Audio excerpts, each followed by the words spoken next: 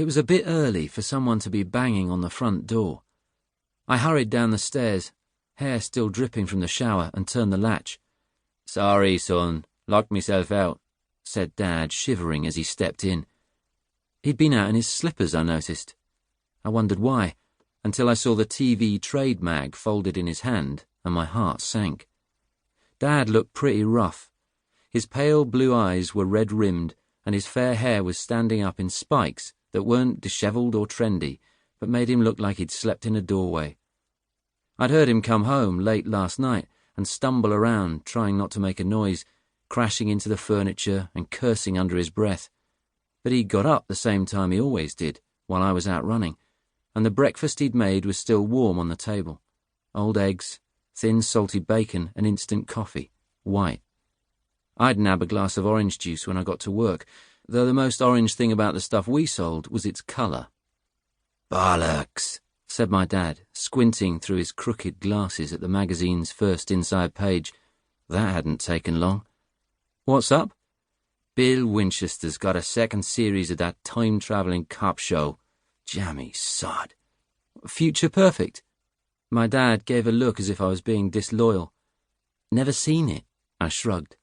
"I've heard of it, that's all." "Me and Bill worked together years ago on Henby General." "Yeah, you said." But he didn't say it very often. Dad had been big in the early 90s. For a while, he was everyone's favourite twinkly-eyed Irish actor. He'd even won an award for Best Newcomer. The bronze statuette still stood on the mantelpiece, gathering ironic dust. From then on, it had all been downhill. He didn't keep the statuette on display out of nostalgia or vanity. It was there to fuel his envy.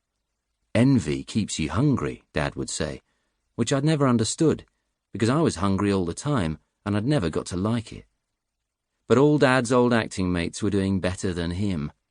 If it had been true that every time a friend succeeds, a little part of you dies, by now my dad would have been a really ripe zombie.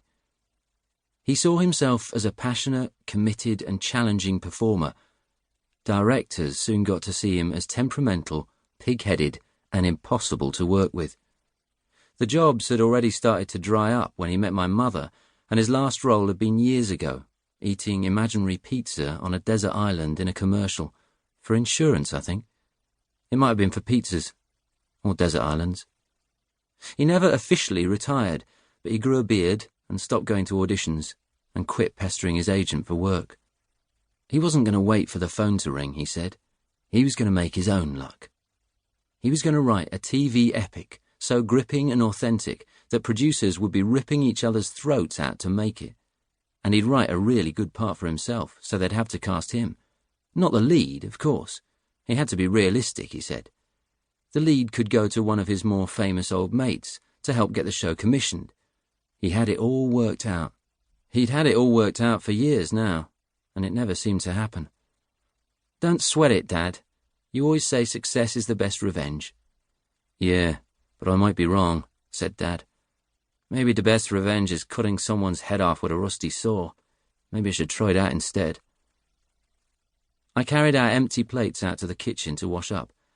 "So, what are you doing today?" I said, more out of politeness than interest. "Working," he said. Dad used the term loosely. A lot of his work seemed to consist of staring out the window. He had read every book on writing screenplays the local library could scrape together, and he was always quoting aphorisms and mottos about inspiration and perspiration, and pants being applied to the seat of a chair, and he always wrote 10 pages a day. The only problem was, next day, he'd tear up 9 of them.